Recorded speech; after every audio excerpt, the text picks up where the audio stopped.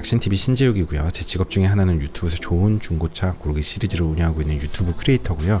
사회적 거리두기를 실천하면서 방구석에서 신차 리뷰를 하고 있는 신차 리뷰 전문가입니다. 전문가는 아니에요. 최근에 이제 SM6가 아주 핫한데 더 뉴 SM6 요 버튼을 딱 누르고 이렇게 내리면은 차 이렇게 멋있게 쫙 들어옵니다. 멋있게 들어오죠. 디자인은 아주 좋습니다. 앞모습은 4년 전에 나왔을 때도 나쁘지 않았습니다. 나쁘지 않고 좋아 보였고 여기 보면 이렇게 써있죠. 보는 순간 알 수 있다. 타는 순간 느낄 수 있다. 무엇을? 토션빔이 무엇인지를.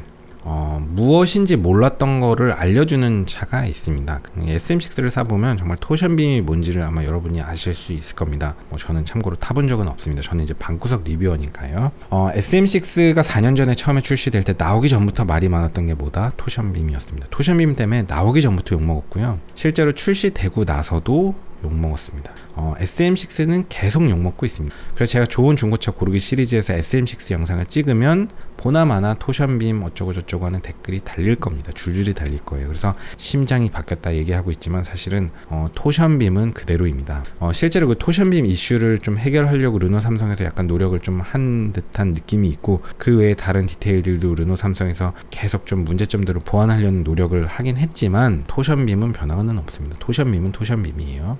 그래도 좋은 점을 얘기합시다. 르노 삼성 SM6의 디자인은 그래도 이 급에서는 사실 상당히 좋아 보이는 건 사실입니다. 현대차 이해할 수 없는 디자인 생각하면 훨씬 좋습니다. 자, TC300이 1.8 터보라고 했고요. 225마력입니다. 요 얘기는 제가 일부 영상에서 좀 했는데 대충 200마력 넘으면 상당히 출력이 좋은 겁니다. 300마력 이런 거는 우리가 유튜브 너무 많이 보니까 생각하는 거지 200마력 넘으면 출력 상당히 좋습니다. 그래서 그냥 일반인이 일상주행 하면서 거의 충분히 스포츠카 수준이라고 느낄 수 있는 정도의 출력이라고 생각합니다. 이번에 SM6가 페이스리프트 되면서 어떤 디자인이나 실내 이런 디테일만 바뀐 게 아니고 엔진이 바뀌었습니다. 엔진이 바뀌었고 이 1.8 터보 엔진은 국내에 처음 들어오는 엔진으로 알고 있습니다. 요번 페이스리프트의 뜨거운 이 중심은 뭐니뭐니 해도 1.8 터보 엔진입니다. 이거를 이제 기억하셔야 되고요. 자, 디자인 좋습니다. 디테일이 소소하게 좀 바뀌었다고는 하는데 요 라이트가 좀 바뀌었고요. 이 그릴도 조금 바뀐 것 같지만 사실 주인 아니면 잘 모르겠습니다. 앰비언트 라이트가 있는데 이 라이트의 색상이 변경이 가능합니다. 앰비언트 라이트가 요 옆에도 들어오고 컵홀더에도 들어옵니다. 컵홀더가 예전에 좀 작았다고 했는데 좀 커졌고요. 그 다음에 액티브 댐핑 컨트롤러라고 이 댐퍼의 강도가 좀 변경이 된다고 하는데 앞에도 변경되고 뒤에도 변경된다고 합니다. 제가 일부 영상에서 살짝 언급했는데 어차피 토션빔이기 때문에 거기에 무슨 댐핑 컨트롤러를 달아갖고 굉장히 보정이 될 거라는 생각을 하는 거는 조금 제가 볼 때는 좀 무리가 있고요. 이런 급에 굳이 댐핑 컨트롤이라는 게 들어가는 게 저는 사실 굳이 잘 이해는 안 갑니다. 이런 게 있으면 좋은 게 아니냐라고 생각할 수 있지만 제조회사에서 이런 걸 공짜로 달아주는 게 아니잖아요. 사실 상당수의 거의 대부분의 차는 이런 댐핑 컨트롤러가 없잖아요. 제가 타는 520D도 안 달려있는데 전혀 나쁘지 않습니다. 괜히 어설프게 댐핑 컨트롤러 달아놓고 결국 리어 서스펜션은 토션빔인 것보다 제대로 된 현가화 장치에 그냥 잘 세팅해서 적당하게 타면 되는 겁니다. 이런 게 꼭 필요한 차는 포르쉐 파나메라 이런 차들, 그러니까 데일리로 이용하는 차이면서 또 스포츠카인 차들, 예를 들면 또 M 시리즈라든지, 그러니까 굉장히 스포츠 성향이 강한 차들은 그런 댐핑 컨트롤러가 있으면은 일상 주행도 가능하고 스포츠 주행도 가능하고 그런 목적으로 활용도가 있죠. 활용도가 있는데 이런 차는 이제 200마력 넘으니까 굉장히 스포티한 거는 사실이지만 이게 스포츠카는 아니잖아요. 그래도 그냥 패밀리 세단인데 굳이 이런 댐핑 컨트롤러가 있어서 무슨 의미가 있냐, 저는 그런 생각이 듭니다. 그런 생각이 좀 들고, 그래도 있는 게 좋지 않냐, 글쎄 되게 무책임한 발언인데 저는 그것보다는 차라리 리어 서스펜션을 더 잘 만들어주는 게 좋지 않냐 그렇게 생각합니다. 그러니까 토션빔이라는 것 때문에 결국은 이런 댐핑 컨트롤러도 좀 의미가 없는 느낌이고요. 일부 영상에서 소개를 좀 자세히 했는데요. 이게 요번 페이스리프트 된 SM6의 아주 중요한 이슈 중에 하나입니다. 자, 여기 보시면 이게 LED 매트릭스 라이트인데 일반 LED가 아닙니다. 요번 SM6 페이스리프트는 기본적으로 전 트림이 다 LED로 들어가요. 깡통부터가. 여기서 옵션을 추가하면 매트릭스 LED라는 게 들어가는데 요 중간이 18개, 바깥에가 18개, 총 36개의 LED가 이제 박히는데 그 각각의 LED가 비추는 영역이 다른 거예요. 그래서 중간에 18개는 하이빔이고 요 바깥쪽에 18개는 로우빔인데 이제 매트릭스 하이빔 기능을 이용하면 예를 들어 이제 시골길을 달릴 때 마주오는 상대차 쪽은 로우빔, 그러니까 상대차 눈 부시지 않게,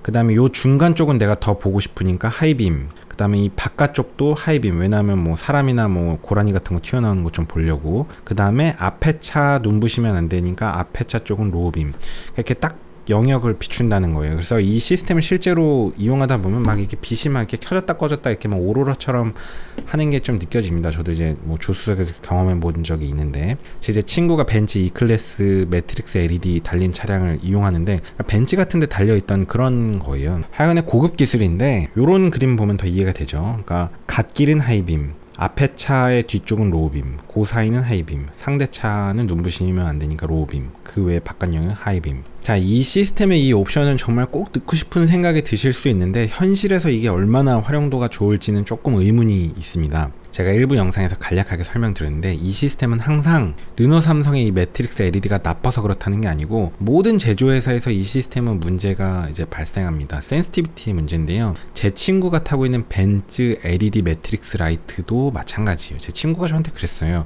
시골길에서 이 매트릭스 하이빔 키고 다니면은 하이빔 맞는다고요, 상대차한테. 왜? 상대차가 눈부시니까. 그러니까 실제로 이상적으로 작동을 하지 않는다는 게 문제입니다.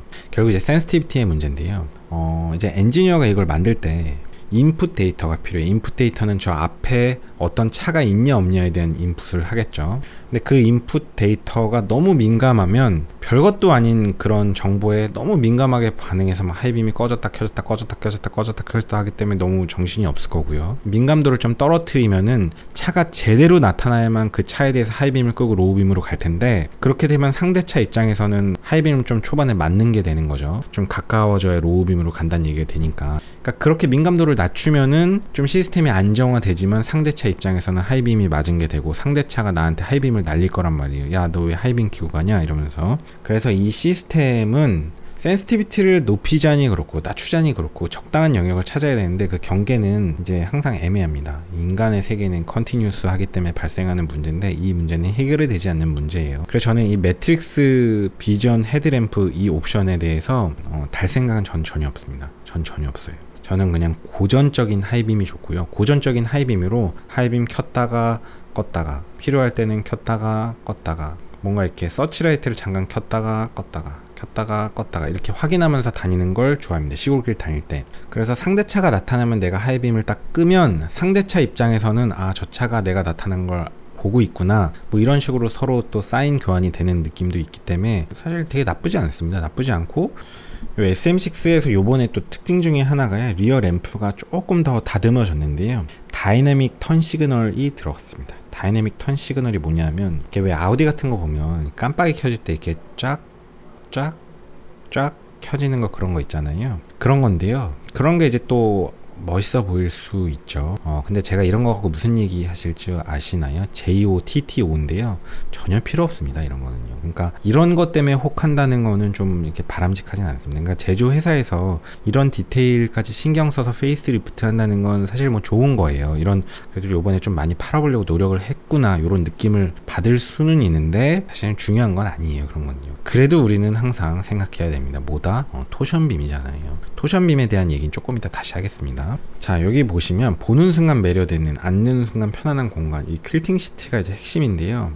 이 퀼팅 시트의 헤드레스트, 이런 디자인이 SM6에서만 볼 수 있는 좀 시그니처이긴 합니다. 뭔가 이 프랑스스러운, 뭔가 르노스러운 이런 감성이 국내 현기차에서 느낄 수 있는 감성은 좀 아닙니다. 저도 이런 게 좀 끌렸었고, 이런 게 차주들에게 만족감을 줄 수는 있다고 생각합니다. 제가 이제 어제 영상 여기서 끊었는데, 좋아 보이는데 이 르노 삼성 SM6의 문제는 뭐냐면요, 결정적으로 보이는 거, 그런 것들은 다 아주 되게 잘 해놨어요. 그러니까 겉에 디자인, 그 다음에 라이트 시스템, 실내 시트라든지 이런 감성들, 이런 것들은 다 잘 해놔서 뭔가 보이는 것들은 다 좋은데 보이지 않는 현가하장치, 정작 중요한 거에서 토션빔으로 눈탱이를 친다는 게 좀 문제입니다. 토션빔에 대한 얘기가 나왔으니까 잠깐만 얘기를 하겠습니다. 뒤쪽에 현가하 장치 서스펜션이 이렇게 묶여 있어요, 빔으로. 고급 시스템은 이게 이제 분리가 됩니다. 양쪽 바퀴가 독립적으로 이렇게 노면에 반응할 수도 있을 거 아니에요. 이건 이제 빔으로 묶여 있기 때문에 양쪽 진동이 서로 이렇게 독립적으로 움직이지 못합니다. 보통 이제 중형 이상급 들어가는데 토션빔이 들어가는 경우는 이렇게 많지 않습니다. 예를 들면 소나타 같은 경우는 토션빔이 아닙니다. SM6는 토션빔입니다. 그래서 나올 때부터 욕을 먹었던 거죠. 이렇게 고급스럽게 다 만들어 놓고 결국 토션빔 막아놓으면 무슨 의미가 있냐. 그래서 실제로 승차감이 되게 안 좋기로 유명했습니다. 실제로 유명했고, 과속방지 턱을 넘을 때 뒷좌석에 아주 승차감이 아주 안 좋다고 합니다. 실제로 르노 삼성에서 그거에 대해서 좀 보완을 하려고 많이 노력을 했어요. 그래서 이런 댐핑 조절되는 시스템도 달았고, 이쪽에 보면 무슨 하이드로 부싱가 뭔가를 크게 해갖고서는 뭐 잔진동이랑 중간진동 정도를 조금 더 억제하려고 노력을 했다, 뭐 이런 설명의 자료들이 있던데, 그거 갖고 조절되는 건 진짜 이제 잔진동의 영역이고, 이거에 대해서는 우리가 이렇게 좀 이 차를 바라볼 때 하나를 보면 열을 안다는 거에서 좀 느껴야 되는 게 있는 겁니다. 그러니까 이 차는 약간 좀 이렇게 눈탱이 치는 느낌이 좀 있습니다. 약간 좀 오히려 보이지 않는 데를 더 잘 만들어 놓으면 그걸 보고 이 차는 이렇게 보이지 않는데도 이렇게 잘하는데 보이는 데는 얼마나 잘했을까 이런 생각이 드는데, 이거는 이제 좀 좋지 못한 모습입니다. 이거는 좋지 못하고요. 그래도 좋게 얘기하자면 이런 면은 있어요. 이제 토션빔 같은 경우는 자동차는 직진 주행을 잘하는 게 되게 중요합니다. 이상하다. 너 차 알못이라고 이제, 저 차 알못이긴 한데, 차를 좀 잘 아는 사람들은 뭐 코너링이 좋고 뭐 이래야 된다고 얘기해요. 코너를 잘 도는 차가 좋은 차다. 근데 그거는 우리가 유튜브 리뷰를 너무 많이 보기 때문에 또 이제 하는 얘기입니다. 우리 뭐 엄마가 맨날 저한테 뭐 얘기해요. 뭐 어디 갈 때 조심하고 어디 갈 때 조심해라. 그럼 제가 엄마한테 뉴스 너무 많이 본 것 같다고 그런 얘기 하는데, 우리가 자동차 리뷰 너무 많이 보니까 맨날 자동차가 코너가 어쩌고 저쩌고 하지만, 현실 주행에서 대부분의 차들의 거의 모든 주행은 직선 주행입니다. 시내 주행은 다 직선 주행이에요. 우리 교차로에서 코너 돌 때 그건 코너 아닙니다. 왜냐면 속도가 느리기 때문에 구심력이 그렇게 크지 않잖아요. 요잉축에 대한 가가속도가 그렇게 큰 사항도 아니에요. 서킷 주행이 아닙니다. 자, 고속도로에 코너 있지 않아요? 국도에 코너 있지 않아요? 그거는 코너 아니에요. 규정속도 한 2배 정도로 주행하면 코너라고 할 수 있는데, 규정속도 이내로 주행하면, 혹은 조금만 초과해도 그 정도는 그냥 모든 화물 트럭도 다 편안하게 돌 수 있는 곡률 반경으로 만들어 놓은 도로이기 때문에, 그런 도로는 코너 아닙니다. 그거 다 직선화되어 있는 도로예요. 그렇기 때문에 우리가 양산되는 차들로서 그냥 일상적인 주행을 한다면, 그러니까 서킷이 아니라면 다 대부분 직선 주행을 하는 거고, 결국은 직선 주행을 잘하는 차가 좋은 차입니다. 근데 직선 주행을 잘하게 만드는 게 생각보다 쉬운 건 아니에요. 여러분이 차를 만든다고 쳐서 현가화 장치를 개발하는 사람이라고 치면, 실제로 더 큰 문제는 직선 주행을 잘하게 만드는 문제입니다. 직선 주행을 잘 못하면 차가 되게 피곤하거든요. 이 토션빔의 약간 장점이라면, 직선 주행에 정말 최적화되어 있는 이제 현가화 장치잖아요. 얘는 뭐 토인, 토아웃 이런 거에 대한 어떤 자유도가 전혀 없기 때문에, 대충 만들어도 정말 그냥 직선은 정말 주행을 잘하게 생긴 현가화 장치입니다. 그리고 뭐 오래 쓴다고 해서 토인, 토아웃 뭔가 이렇게 자유도가 바뀔 만한 여지도 거의 없어 보여요. 그러니까 얘는 뭐 어떻게 보면 그런 면에서는 좋은 점이 약간 있다고는 할 수 있지만, 그래도 좋은 건 아닌 거는 사실이기 때문에, 어쨌든 SM6에서 좀 노력을 했습니다. 그래서 뭐 무조건 비난하기 그렇지만 그래도 안 된다. 그리고 이렇게 안 보이는 데다 이런 짓을 하는 건 좀 좋지 못한 것 같다. 이 SM6에서 아주 요번에 특징 중에 하나가, 이 계기판 중간에 이렇게 맵이 들어갑니다. 이 급에서 이런 식의 계기판을 구현해 놓은 게 그렇게 많지는 않을 거예요. 그러면 이런 거는 또 좋아 보일 수 있죠. 좋아 보일 수 있고, 그래도 르노 삼성에서 되게 이렇게 노력을 한 느낌이 들긴 합니다. 이런 거 보면요. 맵인 클러스터고요. 9.3인치 세로형 센터 디스플레이는 뭐냐면, 자, 이거죠. 9.3인치인데 이거 전게 아마 8.7인치인가 그랬을 거예요. 그러니까 꽤 큰 게 들어가 있습니다. 꽤 큰 것도 좋아요. 그리고 전 버전에서는 제가 알기로 이 공조기 조절 시스템이 이 안에 들어가 있었어요. 이거를 밖으로 뺐습니다. 아주 잘했어요. 제가 이제 방구석 전문가로서 제가 감히 르노 삼성께 이런 거 변화한 거는 참 잘한 겁니다. 참 잘했고, 이런 거를 보면 그래도 르노 삼성이 되게 많이 노력을 한 거를 느껴집니다. 노력을 한 게 느껴지고, 소비자들이 이런 거는 좀 알아줘야 됩니다. 잘했는데 이게 좀 한계는 있다는 거죠. 그러니까 토션빔이라는 게, 이 급에서 뭐 3천 몇백만 원짜리 차인데 토션빔이라는 건 좀 비판의 여지가 없지 않습니다. 그게 또 안 보이는 곳이라는 게 좀 기분 나쁘고요. 자, 그 다음에 안전 시스템들이 있는데요. 이 시스템은 이제 과거 영상에서 제가 많이 설명을 했으니까 따로 영상을 빼도록 하겠습니다. 요거는 지금은 일단 좀 너무 시간이 오래 걸려서. 전체 시스템에 LED가 다 들어갑니다. 기본으로 깡통에도. 근데 추가 옵션을 하면 매트릭스 LED가 들어간다. 스마트폰 무선 충전 시스템이 있는데, 거기에 뭐 이렇게 라이트가 들어와서 이렇게 표시가 된대요. 파란색으로 SM6, 그다음에 뭐 프리미어 버전은 프리미어 이렇게 들어오는데, 이런 거는 JOTTO 필요 없는 기능입니다. 나중에 이제 옵션 설명할 때 얘기가 좀 나올 텐데, 프리미어 버전에는 약간 독특한 프리미어 라인이 좀 있습니다. 전용 휠이 있고요. 뭐 프리미어라고 이렇게 뭐 라이트도 들어오고 옆에 이렇게 각인이 된다고 하는데 뭐 전혀 멋있어 보이진 않습니다, 개인적으로는. 자, 옵션 고르기 영상은 좀 뒤로 따로 빼겠습니다. 뒤로 따로 뺄 거고 뭐 3부나 이렇게 다시 만들도록 하겠고요. 결국 이 SM6의 문제가 뭘까요? 문제는 토션빔이라는 게 문제입니다. 저는 그렇게 생각합니다.